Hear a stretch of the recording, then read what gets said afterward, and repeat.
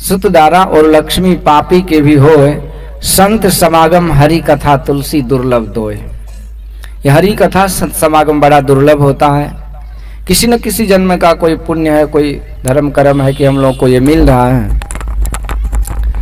जैसे हम लोग यहाँ सत्संग में बैठे हैं, उसी तरह या वहां जंगल में मंगल हुआ, माँ सबरी की कुटिया में भी सत्संग हुआ। आज भगवान वक्ता के रूप में है, माँ सबरी ही श्रोता के रूप में सत्संग को सुन रही है। वैसे आप देखेंगे तो वक्ता में एक ही दिखाई देता, श्रोता में अनेक दिखाई देता, लेकिन मुख्य जो श्रोता होता है वह भी एक ही होता है। रामायण में याज्ञवल्क्य जी और भरद्वाज जी के बीच में सत्संग हुआ, वो भी एक ही एक थे। काकभूषुंडी जी और गरुड़ जी के बीच सत्संग हुआ, वहां भी एक ही एक थे। भगवान भोलेनाथ और मैया पार्वती के बीच में जो सत्संग हुआ वह भी एक ही एक थे। सुखदेव जी ने जो परीक्षित को सुनाया, मैत्रेय मुनि ने जो विदुर जी को सुनाया और सूत जी महाराज ने जो सौनकादिक ऋषि को सुनाया, एक ही एक थे श्रोता वक्ता। और तुलसी बाबा ने अपने मन को सुनाया था। मन तो एक ही होता है ना, कबीरा मन तो एक है, भावे तहां लगाओ, भावे गुरु की भक्ति कर, भावे विषय कमाओ। एक ही मन था और तुलसी बाबा बार बार उसी मन को सुना रहे हैं। स्वांता सुखाय तुलसी रघुनाथ गाथा। अपने आत्म सुख के लिए, आत्म कल्याण के लिए, आत्म तृप्ति के लिए, आत्म शांति के लिए तुलसीदास जी महाराज कहते मैंने भगवान की कथा को सुनाया। तो इस तरह से माँ सबरी मुख्य श्रोता के रूप में है। और यहाँ पर भक्त, भक्ति और भगवान, ये तीन मुख्य विषय है। सबरी माँ का जो प्रसंग नवधा भक्ति है, इसको हजारों तरह से वक्ता लोग व्याख्यान करते हैं। उसमें एक तरीका मैं भी आपको सुना रहा हूं, आप लोग ध्यान से सुनिए। सब बाबा का अपना अपना हिसाब होता है बोलने का। विषय वही है नवधा भक्ति, लेकिन अपने अपने समझ शक्ति के अनुसार उसकी व्याख्या होती है। तो ये भक्त कैसा होना चाहिए और वो भगवान क्या है और उसकी भक्ति क्या है, ये तीन चीज है इसमें मूल बात। अच्छा बोलिए, भक्ति की आवश्यकता क्या है जीवन में? स्वामी विवेकानंद जी महाराज से किसी ने पूछा, what is the need of doing meditation and prayer since I am possessing everything, wealth and property and so on. तो स्वामी विवेकानंद से पूछा कि जीवन में भक्ति भजन क्या लफड़ा है, जब हमारे पास घर परिवार है, मकान दुकान है, बेटा पोती है, रुपया पैसा सब कुछ से भरमार है, घर में शरीर समांग अच्छे खासे हैं। तो जब सब कुछ से हम संपन्न हो तो भक्ति की क्या जरूरत है? तो स्वामी विवेकानंद कहते हैं कि जब तक आवागमन का चक्र लगा हुआ है ना, जन्म मरण का दुख लगा हुआ है, दैविक ताप से संतप्त हो रहे हो, जब तक सट विकार के शिकार बने हुए, तब तक भक्ति की जरूरत है। ऐसा कोई दुनिया में आदमी नहीं जो सट विकार के शिकार नहीं हो। ज्ञानी तापस सूर कवि कोविद गुण आगार, कही के लोभ विडंबना किन न यही संसार। काम बात कप लोभ अपारा, क्रोध पित्त नित छाती जारा, प्रीति करई तीनों जो भाई, उपजई सन्निपात दुखदाई। काम क्रोध लोभ ये विकार जो है ना, ये सबको बीमार कर रखा है। ए विधि सकल जीव जग रोगी, हर्ष शोक भय प्रीति वियोगी। सब जीव रोगी हैं, भयंकर रोग है सबों को। तो ये रोग तो लगा हुआ है, तो कहते हो भक्ति की जरूरत नहीं। अब कोई बीमार हुआ बोले कि हमको हॉस्पिटल की जरूरत नहीं, डॉक्टर की जरूरत नहीं, दवाई की जरूरत नहीं, तो कहां तक जायज है? सब रोगों में जो बड़ा रोग है वो है ये भाव रोग। आवागमन सम दुख दूजा, है नहीं जग में कोई, इसके निवारण के लिए प्रभु भक्ति करनी चाहिए। लोग कहते नहीं हम लोग खुशी से रहते हैं, ब्याह शादी में देखिए एकदम पान चिबाएंगे, बत्तीसी दिखाएंगे, ही कैसे है क्या है, ठीक है। एक दूसरे को मुस्कुराते ही मिलते हैं, स्माइलिंग फेस, क्योंकि 3 घंटा लगता है उसको मेकअप करने में, तो मेकअप दिखाएंगे ना वहां। लेकिन संतों ने कहा ये सब बनावटी है, झूठे सुख को सुख के मानत ना मन मोद, जगत चबे ना काल, सब कुछ मुख में कुछ बोध। सब काल के मुख में बस वो बर्थडे मना रहे हैं, एनिवर्सरी मना रहे हैं। अजगर के मुंह में मेढक यदि डांस करे फतिना को देखकर तो अजीब सा लगता है ना, कि तुम तो खुद उसके मुंह में पड़े हो। ये सब झूठा बनावटी सुख। कुशल कुशल के पूछते कुशल भया न कोय, जरा मुई न भाई मुआ, तो कुशल कहाँ पे होए? कोई कुशल से नहीं है। एक दूसरे को कहते हैं हाँ कुशल मंगल है, आई एम गुड, लेकिन कोई गुड नहीं है। इसलिए यदि एक दूसरे से मिलते हैं ना तो कहते हैं हाँ अपना कुशल समाचार ठीक, अपना सुनाइए तो कहते इधरो ठीक है। और थोड़ी देर जब गपशप होती है ना तो ये अपना एक ढकिया दुखड़ा सुनाते हैं, वो एक बोरी दुखड़ा सुनाते हैं। तब पहले वाले को लगता है कि हमसे उनसे बढ़िया तो मैं ही मूर्ख तो, और हमसे भी गया गुजरा है। जामन मरण बहुरी वियोगी ताथे गोरख भैला योगी, पुनरपि जननम पुनरपि मरणम पुनरपि जननी जठरे शयनम। बार बार का जन्म लेना, मरना, माँ के पेट में जाना, यही तो सबसे बड़ा दुख है ना। 100 बिच्छू 1000 बिच्छू एक साथ डंक मारे तो कितनी पीड़ा होगी, उतना ही पीड़ा पेट में, माँ के पेट में जीव को होता है जन्म के समय। माँ भी का भी दूसरा ही जन्म होता है, इसलिए मरण में भी वही दुख है। तो संतों ने कहा क्या है, मतलब कि सब दुखों का मूल दुख यही आवागमन है। तो ये सब हमारे जीवन में लगा हुआ है, इसलिए इससे छूटने का एक ही उपाय भक्ति है, दूसरा कोई उपाय नहीं है। नान्य पंथा विद्यते अयनाय, दूसरा कोई रास्ता नहीं है। और ये करना ही पड़ेगा, करो या मरो, डू और डाई। अब कोई कुआं में गिर जाए और वहीं पर जुगाड़ पाती लगाने लगे कि यहीं घर द्वार बना लेते, यही बिजली बॉल बत्ती मोबाइल टीवी रेडियो सबका डिवाइस कनेक्शन ले लेते हैं, तो मूर्ख से ज्यादा होगा कुछ? अरे सबसे बड़ा समाधान है कि कुआं से निकलो, कुआं में कोई व्यवस्था जो आपको सुखी नहीं कर सकता है। इसी तरह ये अंधकूप में जीव पड़ा हुआ है, यहाँ की कोई व्यवस्था आपको सुखी कर ही नहीं सकता है। निकलना ही एक रास्ता है। इसी तरह ये आवागमन 84 के चक्र से निकलना ही सुख का साधन है, दूसरा कोई रास्ता नहीं है। शिव अज सुख शनकादिक नारद, जे मुनि ब्रह्म विचार विशारद, सब कर मत खगनायक इहा, करिए राम पद पंकज नेहा। सबों का एक ही मत है कि उस प्रभु के चरणों में प्रेम करो। दुनिया का सारा असंभव काम संभव हो जाए मान सकता हूं, लेकिन बिना भक्ति किए किसी का कल्याण हो जाए कभी संभव नहीं है। बालू को मथने से, पेड़ने से घी निकलेगा? यदि घी निकल जाए तब तो हो गया, नहीं निकलता।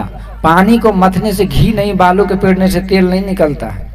लेकिन कहते मैं मान लिया, लेकिन फिर भी बिना भक्ति के कोई सुखी हो जाए संभव नहीं। राका पति सोडसु गई तारागण समुदाय, सकल गिरिंदब लाइए बिनु रवि रात न जाए, ऐसे ही बिनु हरि भजन खगेसा, मिटे ही न जीवन केरे कलेसा।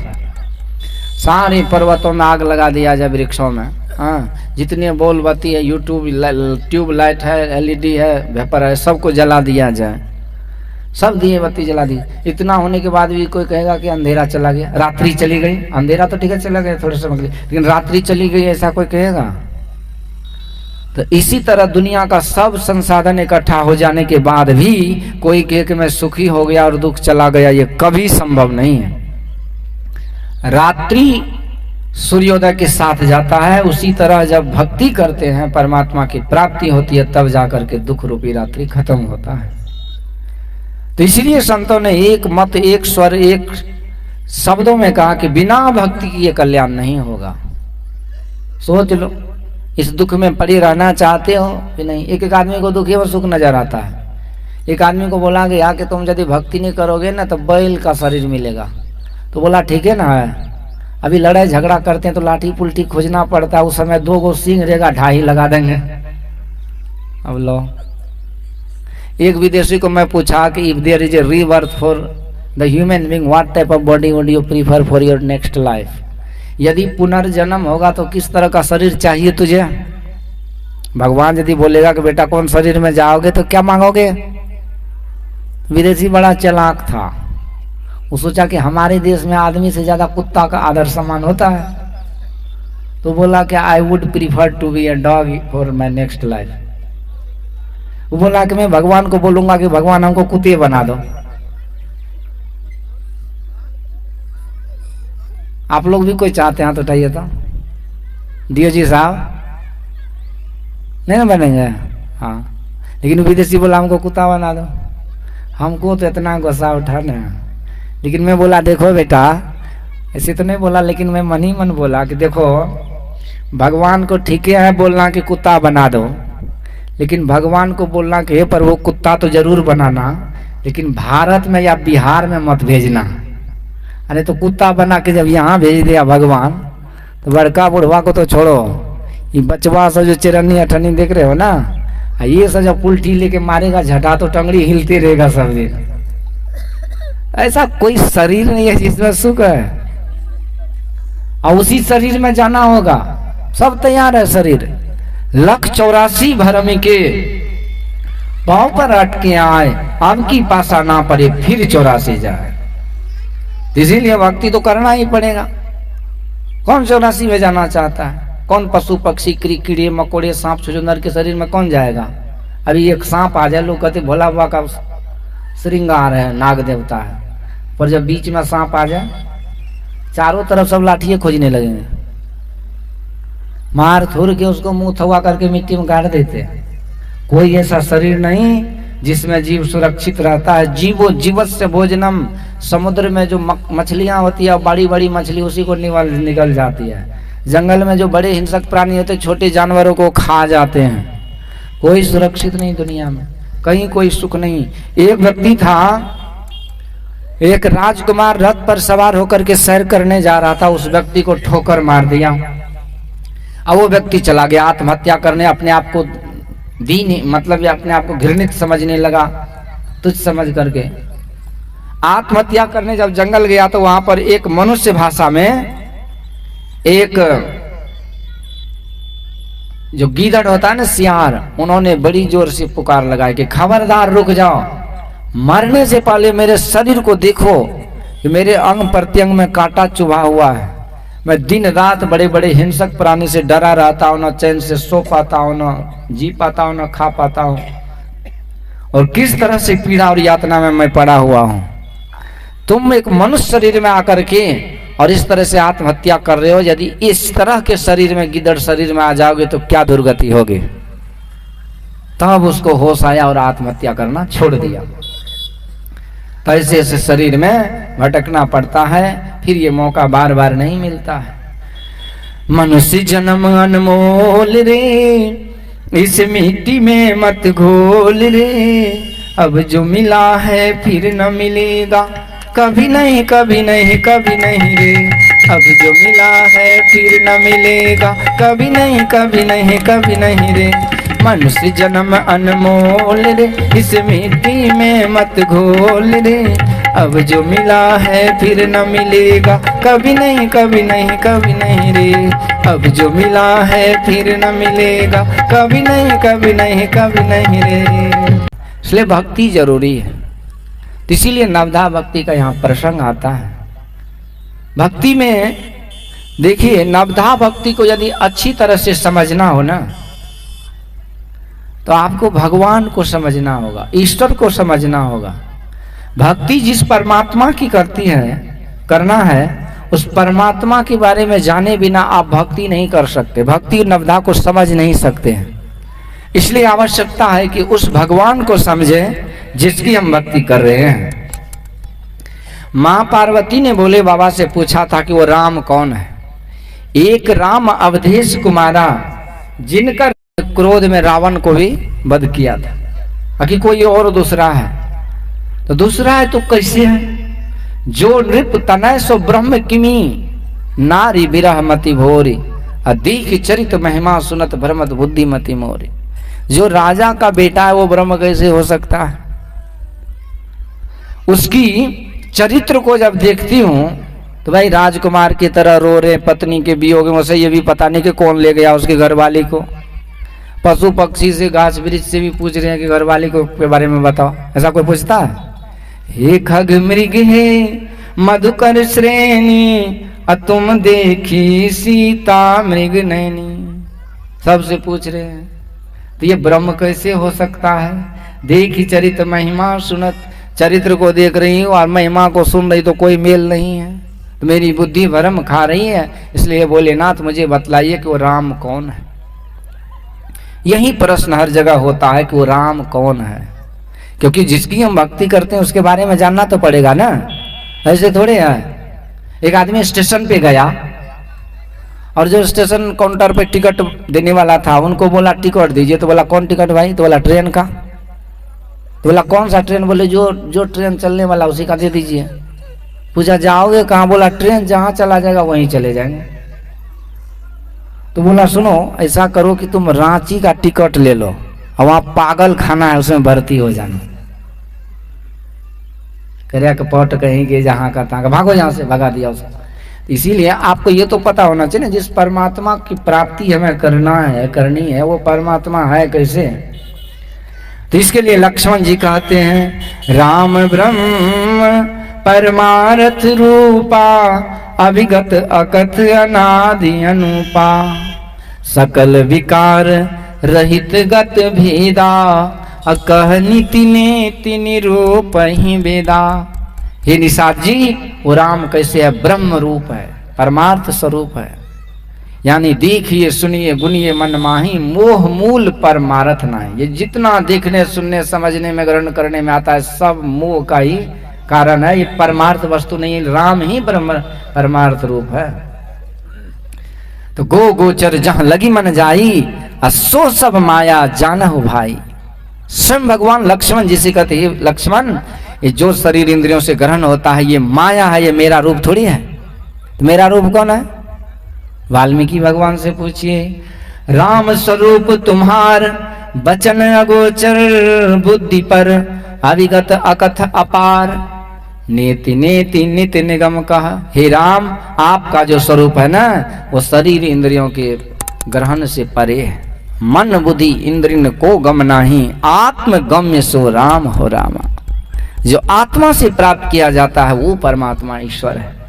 शरीर इंद्रियों से तो देखना, वेद भगवान कहते शरीर इंद्रियों से प्रत्यक्ष करना एक झूठी खेली है, इससे ग्रहण नहीं किया जा सकता। वेद शास्त्र पुराण और संतों ने उस प्रभु राम के स्वरूप के बारे में बखान किया है। वो कैसा है? कहा नीति नेति निरूप ही वेदा। वो अनंत है, अनंत है, कोई अंत नहीं उसका। संपूर्ण सृष्टि में समा करके कितनी बाहर फैले हैं, कोई और छोर नहीं है। राजा बलि जो मुंह मंगा दान दे रहे थे ना, तो भगवान 52 अंगुल का बौना 52 भगवान बनकर के गए थे। नर्मदा नदी के तट पर यज्ञ चल रहा था, तो 3 पग भूमि मांगे थे 52 भगवान ने। तो राजा बलि तो पहले खूब हंसा, तुम्हारा शरीर बोना है, बुद्धि भी बोनी है, मांगो तो खुल के मांगो, टेंशन मत लो। अरे हमारे सामने मांगने वाले के साथ पीढ़ी को मांगने की नौबत नहीं आती है, इसलिए विचार के मांगो। भगवान कहते तू बड़ा दानी है तो मैं बड़ा संतोषी हूँ, इसलिए देना हो तो भैया मुझे 3 पग भूमि ही दे दो। बलि कहते लो। भगवान कहते देन लेन जो है ना वो हिसाब किताब पक्का होना चाहिए, संकल्प करो। भगवान को लगा क्या पता ये दानव राज है, भाग जाए। संकल्प के लिए लोटी मंगाया, तो उसका गुरुजी को लगा कि हमारा चेला का धन जब लूट लेगा तो हमको ये चंदा कहाँ से देगा। तो छोटा रूप बना करके लोटा के छीद में जाके बैठ गया। अब लोटा गिराए, पानी गिरे तब ना संकल्प हो। तो भगवान तो देख लिए कि इसका गुरुजी का कमाल है। भगवान कहते बलि ये तुम्हारा लोटा जो है ना पुराना हो गया, इसका लगता है कि कुछ रिपेयरिंग करना पड़ेगा, लाओ थोड़ा सा। भगवान लोटा लिए, वो सिक्की नहीं होता नारियल वाला झाड़ू का, वो लिए, ऐसा जोखा के मारे कि गुरुजी का एक बॉल फ्यूज हो गया। भागा जी जान लेके। लेन देन तो भगवान भक्त में हो रहा है, बेकार का मेरा एक आंख चला गया। गुरुजी भागे। अब संकल्प पूरा हुआ और उसी क्षण भगवान जो 52 अंगुल के थे जब विराट रूप में परिणत हुए तो एक पग में ऊपर के 7 लोगों को नाप लिए।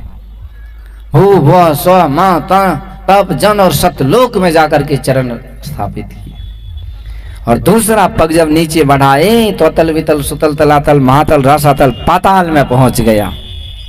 कहते बलि तो मेरे छोटे रूप को देख के बड़ा कमेंट कटाक्ष कर रहा था, अब बता बेटा कि मैं तीसरा पग कहाँ रखूं। 14 भुवन को तो मैंने नाप लिया। तो बलि कहते सुनो भगवान, आप कितना बड़ा हो ना तो भिखारी बन के आए हो, भक्त से बड़ा भगवान नहीं होता। अरे दान बड़ा होता कि दानी। भगवान कहते दानी। तो बलि कहते मैं तुम्हारे सामने खड़ा हूं तो मेरे माथे पर ही चरण रख दो। तो तीसरा पग राजा बलि के माथे पर भगवान ने रखा और उसको आशीर्वाद भी दिया कि बलि मैं तुमसे खुश हूं, मैं तो स्वर्ग छीनने आया था लेकिन तुम्हारे दान को और भक्ति को देखकर मैं प्रसन्न हूं, बोलो क्या चाहिए। बलि कहते अच्छा अभी मांगने आए थे, अभी दाता बन गए। तो देना हो ना तो मैं जहाँ रहूंगा वहां तुम सिपाही बन के रहना। भगवान पहले बोल दिए थे जब सुतल लोक में रहो, तो सुतल लोक का सिपाही भगवान बन के रहने लगे। और राजा बलि भक्त था, वो सोचा कि ये सिपाही बन के जब गेट पर खड़ा रहेगा ना तो हमको आते जाते इसका दर्शन होता रहेगा, मेरा काम बनता रहेगा। अब एक दिन नारद जी महाराज गए लक्ष्मी माँ के पास और कहती माता जी राम राम, भगवान कहाँ? लक्ष्मी माँ कहती क्या बताओ नारद जी, आजकल तो उसका पति नहीं, कहाँ चले गए? नारद जी कहते उसको पेट भात की नौकरी मिल गई है, भर पेट खाते हैं, वहीं दक्षिणा सैलरी वहीं है, उसी में वो 24 घंटा नौकरी करते हैं। कहाँ? तो सुतल लोक में सिपाहीगिरी कर रहे हैं, जगह रहो। पर नारद जी तो नारद जी उन्होंने जुक्ति बताई और लक्ष्मी मैया आज बहन बनकर राजा बलि के घर रक्षाबंधन के दिन गई और उसे हाथ में राखी बांध दी। बलि तो ऐसे ही दानी था, धर्मात्मा था। उन्होंने कहा कि बहन मैं तो तुझे जानता नहीं कौन हो क्या हो, लेकिन तुम जो भी हो तुम्हारा भाई भी किसी से कम नहीं, जो मांगोगे वही मिलेगा, बोलो क्या चाहिए?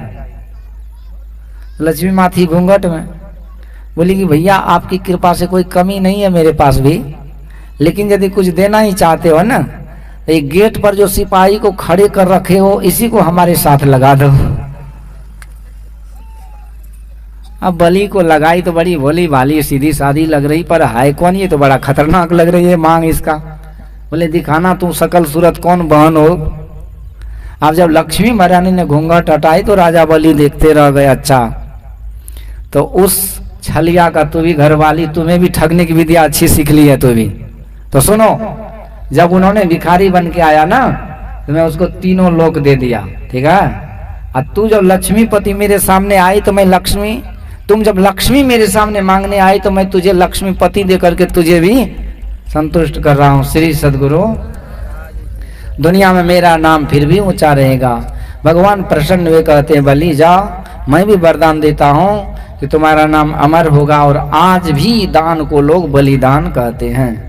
मेरा विषय है कि जब भगवान ने 52 रूप में अवतार लिए थे और 14 भुवन को नाप लिए थे, उसी समय जामवंत जी युवा अवस्था में थे, जो रामावतार में भगवान राम के सेनापति थे युद्ध में।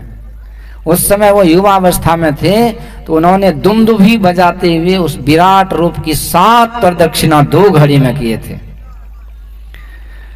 बलि बांधत प्रभु बाण सो तनु बरनि न जाय, उभय घड़ी मह किन्नी 7 प्रदक्षिणा धाय। 7 प्रदक्षिणा किए थे। इसका मतलब वो रूप भी अनंत नहीं था, विराट रूप था, बहुत बड़ा था, लेकिन अनंत नहीं था। अनंत रहता तो चारों तरफ कैसे घूम पाते? लेकिन अनंत किसे कहते? जिसका कोई अंत नहीं है, संपूर्ण सृष्टि में समा करके उससे कितने बाहर है कोई पता नहीं, उसके बाहर कुछ दूसरा है ही नहीं। एक ही एक ईश्वर करता, एक अगम है आप, वाके कोई माय न बाप, एक वो हम द्वितीय नास्ति। तो 69 कोटि अमित अवकाशा, 100 करोड़ आकाश को भी अवकाश देने वाले वो भगवान है। और महतो महियान अनोरणयाम, यानी अनु से भी अनु, यानी छोटा इतना कि सब कुछ में समाये हुए हैं, बड़े इतने कि सब कुछ उसी में समाये हुए हैं।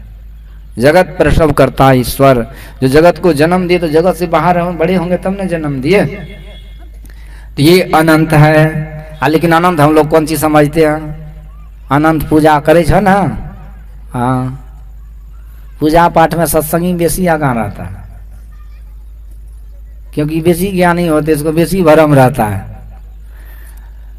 अनंत पूजा में देखिएगा कि पंडित जी आते हैं ना तो पूजा पाठ जो है वो तो झाड़ फूक करते ही है, लेकिन एगो विध है उसमें कि जो लोटी रहता है ना पितरिया, उसमें दूध जल वो सब अक्षत वगैरह डाला रहता है, तुलसी दल, तो उसी में जजमान का हाथ ऐसे बोलता है कि डालो लोटी में। इसके बाद पंडित जी हाथ पकड़ेंगे उसका लोटी में, ऐसे घुमाते हैं, पूछेंगे की मत है छ, जजमान बोलेगा क्षीर समुद्र। देखला है समुद्र ना, लेकिन क्षीर समुद्र की खोजे छ अनंत भगवान। भेटला एगो सीधा सरपट जजमान था, बोला नहीं नहीं भेटले। पंडित जी गोसा गया, नालायक के नहीं भेटले, 1 घंटा से माथा पची कर रहा है, नहीं भेटले, फिर उसे पूजा करो।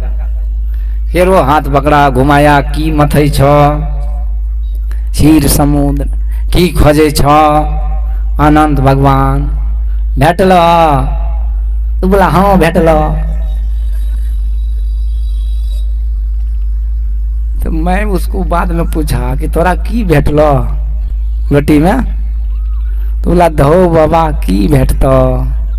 पंडित जी बोले बोली हो भेटल तो बोल दिलिए भेटल।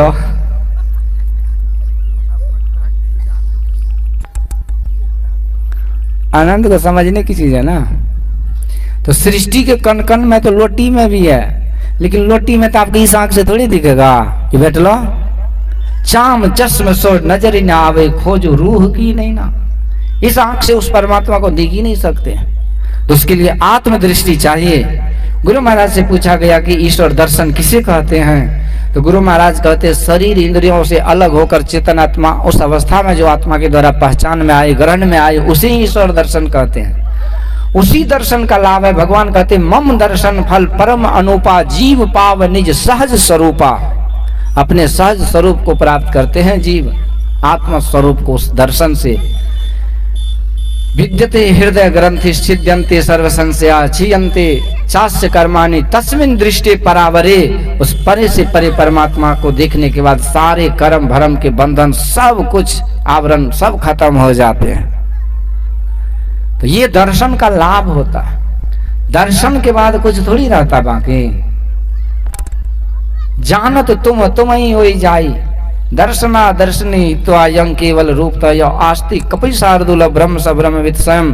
भगवान कहते हैं हनुमंत जी, उस ब्रह्म को ईश्वर को जो जान लेता है वो ब्रह्म जैसा नहीं होता है, अपितु स्वयं ब्रह्म ही हो जाता है। जे जानाई ते ही देही जनाई जानत तुम ही हो जाए। Knowing which everything is known as well. जिसको जानने के बाद कुछ जानना शेष नहीं रह जाता। तो लाली मेरे लाल की जित देखो तित लाल, लाली देखन मैं गई मैं भी हो गई लाल। तो ये ब्रह्म का स्वरूप है, सबसे पहले का होने के कारण सबसे सूक्ष्म है। मिट्टी से पहले पानी, पानी से पहले अग्नि, अग्नि से पहले हवा, हवा से पहले आकाश है। ये पांच तत्व का सीक्वेंस है इस तरह से। तो आकाश इन चारों तत्व से सूक्ष्म है और इन चारों में समाये हुए हैं। अग्नि, हवा, हवा के नीचे तीन तत्व है, तो इन तीनों में समा करके तीनों से फैला उसका अधिक है। अग्नि के नीचे दो तत्व है पानी और मिट्टी, तो पानी और मिट्टी में समा करके अग्नि का मंडल आगे बढ़ा है। उसी तरह से सबके पहले ईश्वर, इसलिए ईश्वर सब कुछ में समा करके सबसे बाहर है। उसके बाद ही ना संसार हुआ। एको हम द्वितीय नास्ति एको हम बहुत श्यामा में एको बहुत हो जाओ। संकल्प किया और सब कुछ बन गए। एक शब्द सब कुछ किया, ऐसा समर्थ सोए आगे पीछे ते करे जे बल ही ना हो। ईश्वर ने संकल्प किया सब कुछ हो गया। एक आदमी बोला केना भ्या जेते, उसको कौन समझेगा केना भ्या जेते। एक से एक असंभव काम हो रहा है ना। अब मोबाइल से हम वीडियो कॉल देखते कहते केना है छे, तो आप कुछ की जानवा केना है छे, तो वैज्ञानिक ने किया है। ईश्वर सब कुछ करते हैं।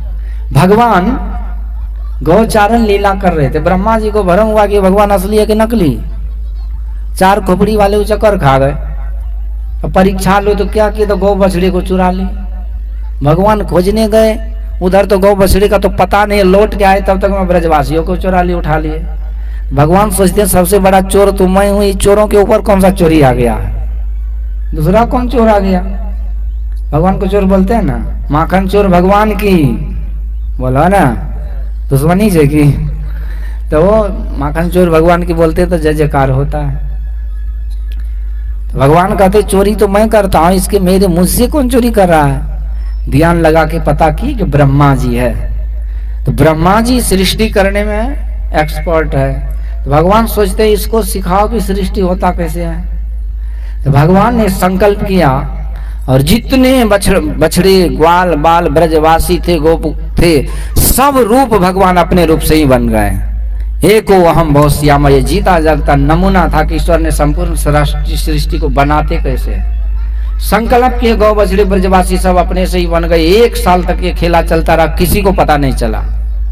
एक दिन दाऊ भैया को जब पता चला तो वो जब पूछा तो भगवान कहते असली तो ब्रह्मा बाबा के घर में आराम फरमा रहे हैं, ये तो 1 साल से सब मैं ही बन के घूम रहा हूँ। जैसे आकार प्रकार चाल चलन बोली भाषा ओढ़ावा पहनावा रस्सी लाठी सब हूबहू भगवान बन गए और सब अपने बन करके घूम रहे हैं आपस में।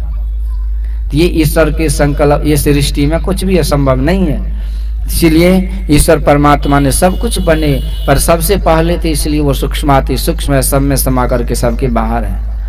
ब्रह्म ते पुरुष अरु प्रकृति प्रगट भई, प्रकृति ते महातत्व पुण्य अहंकार है। अहंकार होते तीन गुण सत्व रज तम, तम होते पंचभूत विषय पसार, सत्व होते इंद्रिय 10 पृथक पृथक, रज होते इंद्रिय 10 पृथक पृथक भय, सत्य होते मन आदि देवता विचार है। ऐसे अनुक्रम करी शिष्य सो कहत गुरु, सुंदर कहत यह मिथ्या भ्रम जार है। संपूर्ण सृष्टि को मिथ्या बताया गया है, एक ब्रह्म ही सत्य है। ब्रह्म सत्यम जगन मिथ्या, पर ये सारी जगत को परमात्मा ने बनाया और संपूर्ण जगत में समा करके इससे बाहर फैले हुए हैं। तो सूक्ष्माति सूक्ष्म होने के कारण सृष्टि के कण कण में ईश्वर है। तू और तेरो पीव घट ही भीतरे, खोजो पंथी पंथ तेरे घट अंतरे। ऐसा नहीं कि अंदर में है बाहर नहीं है, बाहर में भी है, सब जगह है। धुबिया जल विच मरत पियासा, पानी बिच मीन प्यासी, मोए सुनी सुनी आवे हासी। तो ईश्वर को यदि इस तरह से समझिए, सिया राम मैं सब जग जानी, सब जगह वो सृष्टि में समाये हुए हैं, तब आपको नवधा भक्ति समझ में आएगी। यदि ईश्वर सब जगह है तो मिलेगा कहाँ? ईश्वर को प्राप्त कौन करेगा? मैं आत्मा, हम आत्मा ही उसे प्राप्त कर सकते हैं। हम आत्मा कहाँ है? एक आदमी बोला हमरा की पता कि कहाँ है, आप कहाँ है? तो एक आदमी बोला तोरा सुझे ही नहीं जब बाबा की पंडाल में बैठल छिए। एक सत्संगी बड़ा खलकटोल होता है, कुछ बढ़िया बात पूछिए तो अनटटले बात बोलेंगे। एक माता जी बैठी थी, मैं बोला कि दीक्षा ले लो कि नहीं, तो बोली कि बाबा तोरा जन्म से पहले दीक्षा ले लिए। बीड़ी पी रहे थे वो।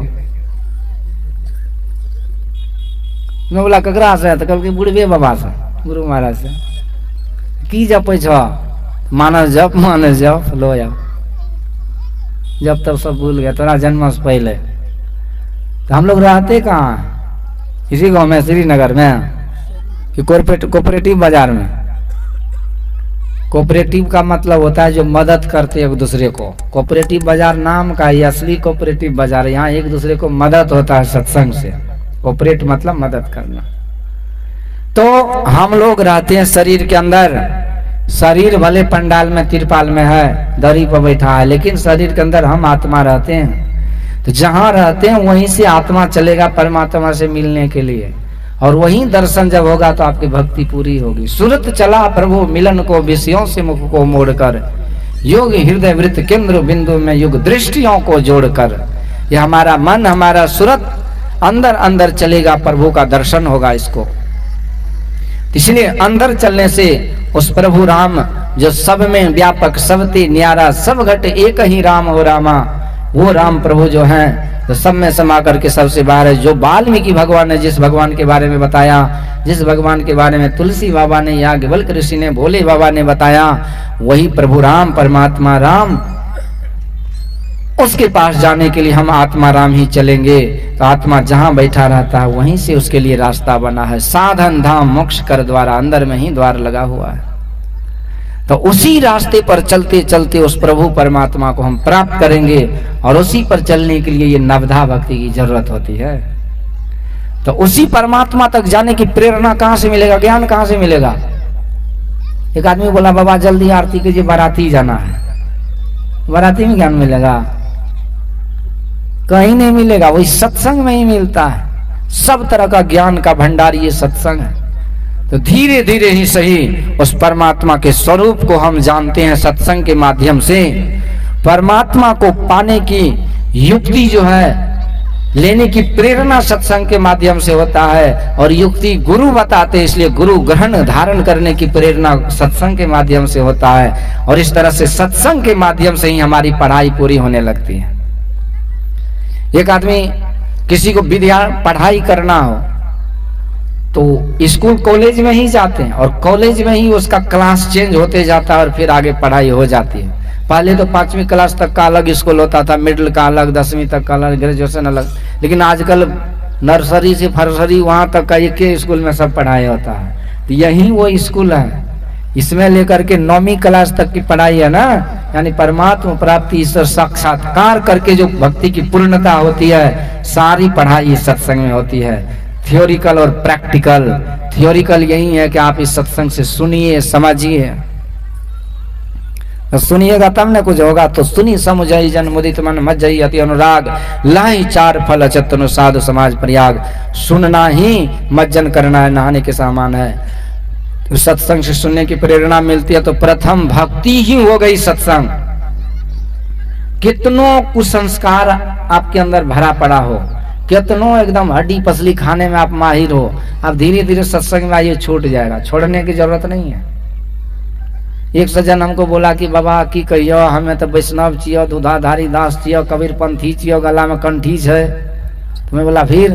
तो बोला कि घर वाली जे छे न उ नर भक्षी छियो, सर्व भक्षी, सब कुछ खाए छे।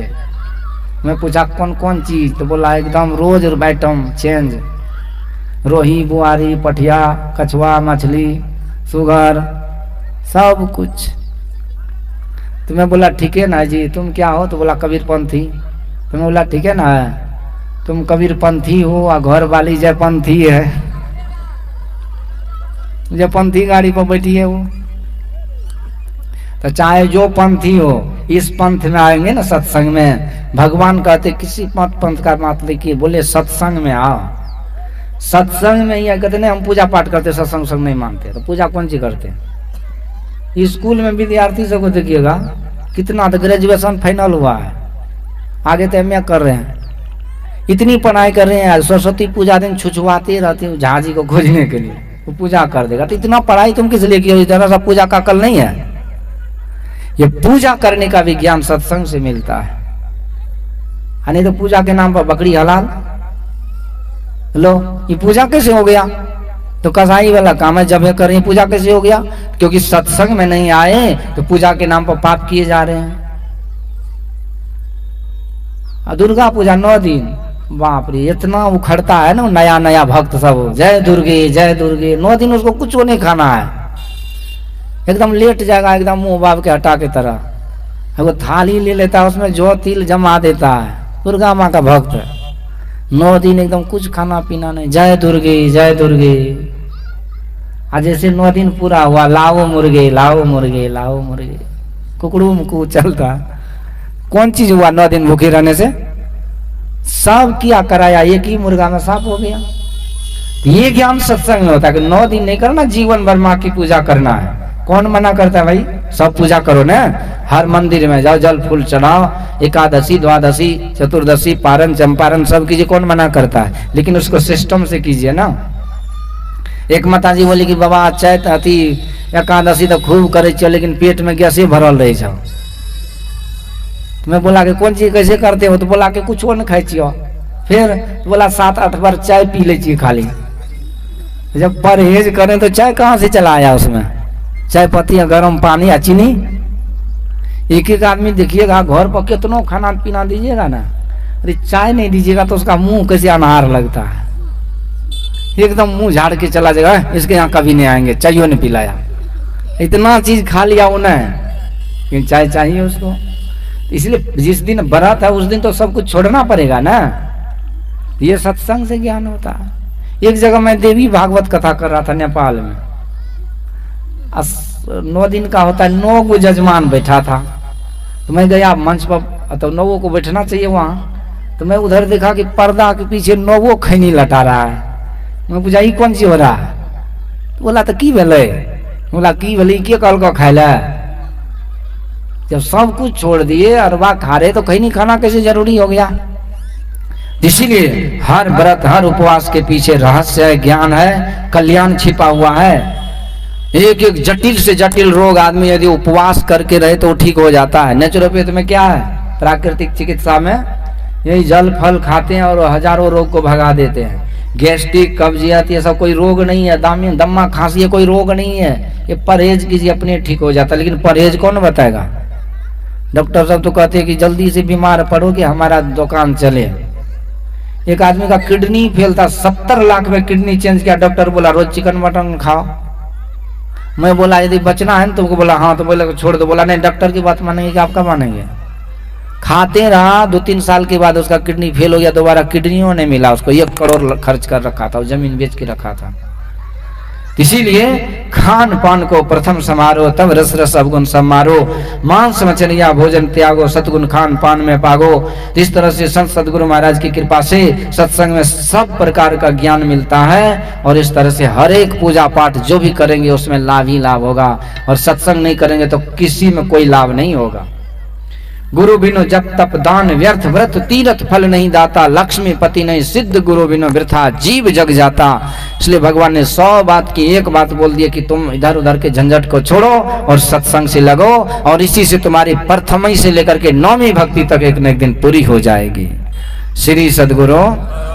इसलिए सत्संग को खूब करना चाहिए। आजकल देखिए बच्चा सबका जन्मदिन मनाया जाता है, तो पढ़ लिख लिया तो बर्थडे, जन्मदिन है बर्थडे, उसमें करेंगे क्या? देखो जोकर वाला लंबा सा टोपी पहनेगा वो, और केक जो अंडा गंडा वाला वो रखा जाता है। इसके बाद बैलून फटका उदी मोमबत्ती जला के, एगो चक्कू रखेगा, पता नहीं किसका पेट चिरेगा वो, उसी चक्कू से केक को काटता है। इसके बाद फू फू करके सब वो मोमबत्ती को बुझाएगा। इसके बाद जोकर वाला टोपी, इसके बाद हैप्पी बर्थडे टू यू, लो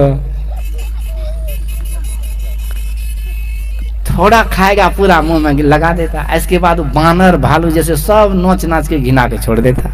माँ बाप को लगता कि बेटा सब बर्थडे मना रहा है, ये उजारण वाला संस्कार है, ठीक है। तो बर्थडे मनाइए तो वहाँ भगवान जो बढ़िया लगे, भगवान बाल रूप में भगवान कृष्ण ही है, तो कृष्ण भगवान की मूर्ति को रख दीजिए भाई। बचवा को बचवा से प्रेम होता है, भगवान का बाल रूप है। बच्चा 7 साल का और 9 साल का, जितने साल का उतना दीप जला दीजिए घी का। इसके बाद बढ़िया से बढ़िया पूरी पकवान बना दीजिए, एकदम स्वादिष्ट प्रसाद। इसके बाद एक से एक रंगीन भजन भी है ना, ऐसा थोड़ी है कि खाली फिल्मी है, एक से एक भजन लगा दीजिए। इसके बाद आरती कर दीजिए भगवान का, तिलक लगा दीजिए, सबको तिलक लगा दीजिए, भजन वजन गा करके आरती कीजिए। और जब भगवान को चम्मच से भगवान के मुंह में वो जो भी प्रसाद है सटा दीजिए। इसके बाद हैप्पी बर्थडे टू यू बोल करके सबके खा के खिला दीजिए, प्रणाम कर लीजिए बड़ों को। तो ये जन्मदिन मनाने का तरीका है। तो ये भी सत्संग से ही अकल मिलेगा, पढ़ लिख करके जन्मदिन थोड़ी मनाया जाता है। तो इसलिए मरण दिन से लेकर के जन्मदिन ये सत्संग में मनाया सिखाया जाता है। एक जगह में गया था सत्संग में, बूढ़ी माँ का वो था, वो जैसे यहाँ 1 साल के बाद हुआ ना बरखी, तो वहाँ फर्स्ट बार था, बरखी तरखी नहीं था, बुढ़िया तजी तजी ऊपर गई थी वो श्राद्ध। हाँ, तो उसमें 13,000 आदमी को खिलाया था, पूरा लग रहा था कि मेले लग गया, पूरा पंचायती है। गिन नहीं पाइएगा, इतना मीठा, इतना वैरायटी था, 50 को 100 को देखे कारीगर ये सब लगा हुआ था एकदम। हम देखे एकदम सेंट ले लेकर के हम आ गए। इसके बाद हमको लगा सत्संग होगा, सत्संग की जगह पर बुढ़िया का बड़का सा फोटो लगा हुआ था, कहीं गुरु महाराज का कुछ हो नहीं। आज जो भी आता था ऐसे एकदम सेल्फी दांत दिखा करके सब बूढ़ी के पास सेल्फी खींचे। हमको लगा इस सेल्फी से बूढ़ी को कैसे मुक्ति मिलेगी। इसके बाद हमको बुलाया था सत्संग में, तो हम भी बगल में बैठ के गुरु महाराज का फोटो लगा के कर दी। देखिए माता जी का कितना सुंदर फोटो है गुरु महाराज के नीचे, ये नहीं हमें। अब गुरु माता जी का बड़का दे दीजिए, गुरु महाराज का छटका दीजिए, तो कैसे लगेगा।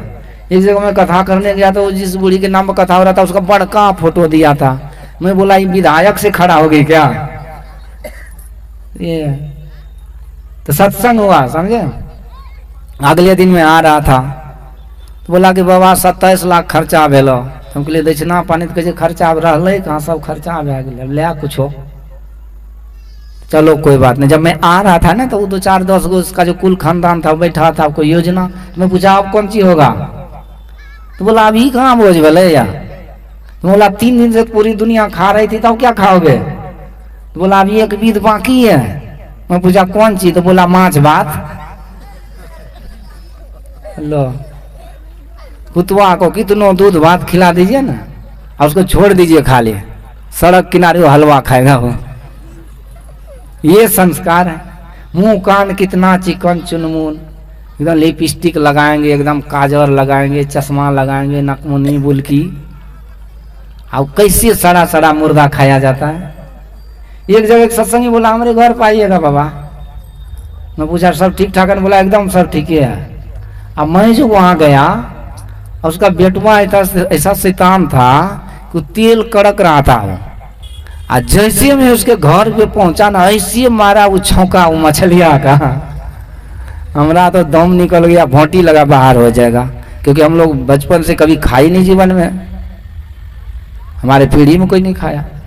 तो कहने का मतलब ये है कि मरने, मैं बोला कि बूढ़ी तो मर ही गई और उसके नाम पर तो जो 20 कुंटल मछली खाओगे तो जितना मछली मरेगा सब पाप तो बुढ़िए को नहीं जाएगा।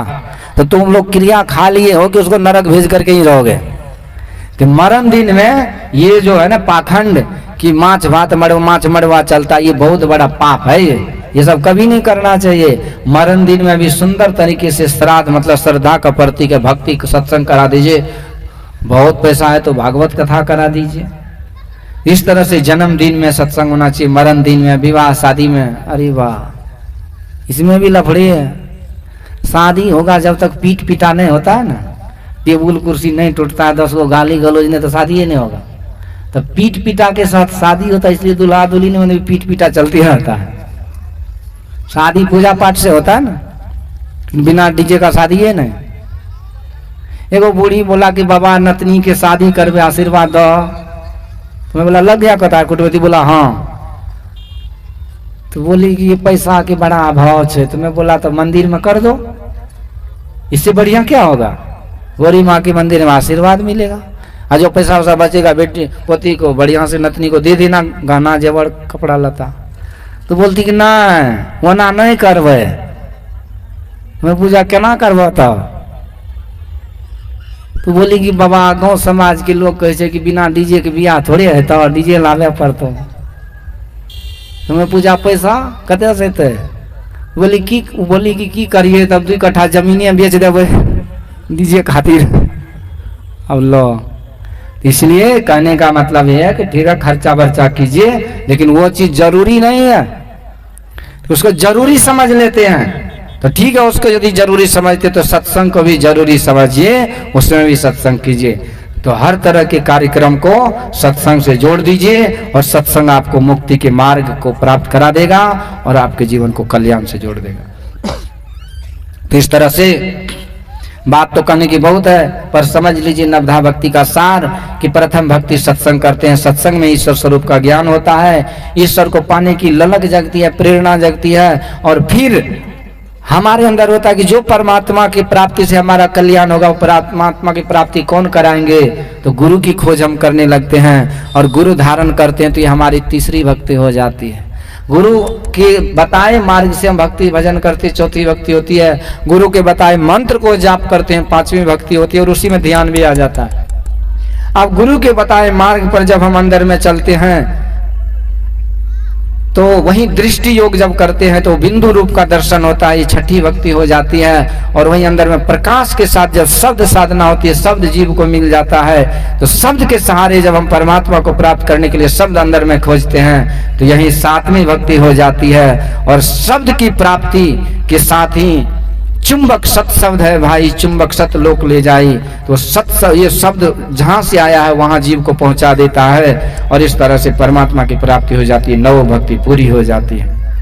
माँ सबरी को माध्यम बनाकर भगवान ने ये नवदा भक्ति का उपदेश दिए। पर नवदा भक्ति का सार है यही सत्संग। हमारे विष्णुदेव बाबू ने ये सत्संग कराए माता जी के नाम से। बड़े पुण्य आत्मा है ये माता जी, इन्होंने अपने बाल बच्चे को ऐसा संस्कार दिया कि उसके नाम पर ये सत्संग हो रहा है। आप लोग ये सत्संग सुन रहे हैं, आप लोगों से भी आग्रह है कि आप लोग के घर परिवार में जो भी आयोजन हो उसे खुशी हंसी से मनाइए, पर उसके साथ सत्संग को करते रहिए। गुरु की कृपा से एक न एक दिन भक्ति पूरी होगी और हम सबका कल्याण होगा। और इन्हीं शब्दों के साथ ये सत्संग यहाँ पूरा हो रहा है। सत्संग आयोजन करता बड़े पुण्य के भागी होते हैं। हजारों हजार सत्यनारायण पूजा, एकादशी, द्वादशी, बड़े बड़े यज्ञ अनुष्ठान से जो फल नहीं प्राप्त होता, उस ज्ञान यज्ञ सत्संग से होता है। ये बड़े पुण्यात्मा है, पूरे परिवार के ऊपर गुरु महाराज की कृपा है। और जिस माता जी के नाम पर ये सत्संग हुआ, वो माता जी भी के ऊपर भी गुरु महाराज की कृपा है। और आप सभी सत्संग प्रेमी बड़े भाव भक्ति के साथ 2 दिनों से, मैं तो सोचा भी नहीं था कि खेत खलियान में ही गाड़ दिया है खुट्टा टम्बू, पता नहीं कौन आएगा क्या आएगा, लेकिन आप लोग बड़ी अच्छी उपस्थिति है, तो आप लोग इतना देर सत्संग में आए, गुरु महाराज की कृपा आप लोगों पर निश्चित रूप से बरसी होगी और इसी तरह बरसती रहेगी। तो मैं पुनः सबों को धन्यवाद देता हूँ और आशा करता हूँ कि आगे भी आप लोग सत्संग करते रहेंगे। बोलिए श्री सद्गुरु महाराज की जय।